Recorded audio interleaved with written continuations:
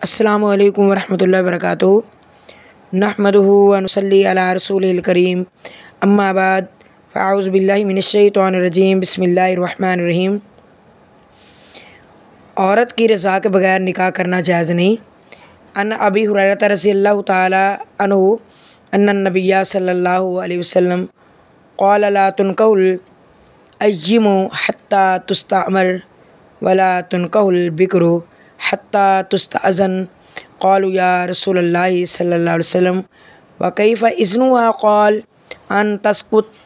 ابو ہریرہ رضی اللہ تعالیٰ عنہ سے مروی ہے، نبی صلی اللہ علیہ وسلم نے فرمایا شوہر والی عورت کا نکاح جو ہے اس کے مشورے کے بغیر نہیں کرنا چاہیے۔ جیسے اس کا پہلے نکاح ہو چکا ہے، فوت ہو گیا یا اس نے طلاق دے دی ہے، تو اس کے مشورے کے بغیر بھی نکاح نہیں جائز، اور کنواری کا نکاح بھی اس کی اجازت کے بغیر جائز نہیں ہے۔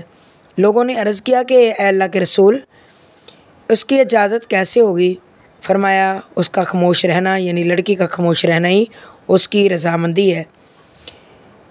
رشتہ کرتے ہوئے لڑکی کی رائے کو بالکل اہمیت نہ دینا، یہ کوئی دینداری نہیں ہے، بلکہ سراسر یہ اللہ کے رسول کی نافرمانی ہے۔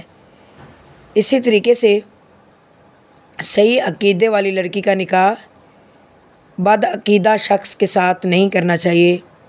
یہ والدین کی ذمہ داری ہے، وہ اپنی بیٹی کے حسب حال رشتہ تلاش کریں اور اس کے ذہن کے مطابق جیسا اس کا ذہن ہے خیال رکھتی ہے ویسے اس کا رشتہ تلاش کرنا چاہیے۔ دینداری کی بنیاد پر شادی کرنی چاہیے اور اس پر کوئی زبردستی نہیں کرنی چاہیے۔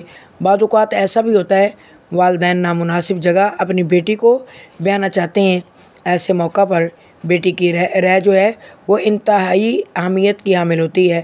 تو خلاصہ یہ ہے کہ نکاح کے معاملے میں نہ تو کنواری لڑکی پر جبر اور زبردستی ہے اور نہ ہی شادی شدہ کے اوپر کوئی زبردستی ہے، تو ہمیں بھی زبردستی سے بچنا چاہیے۔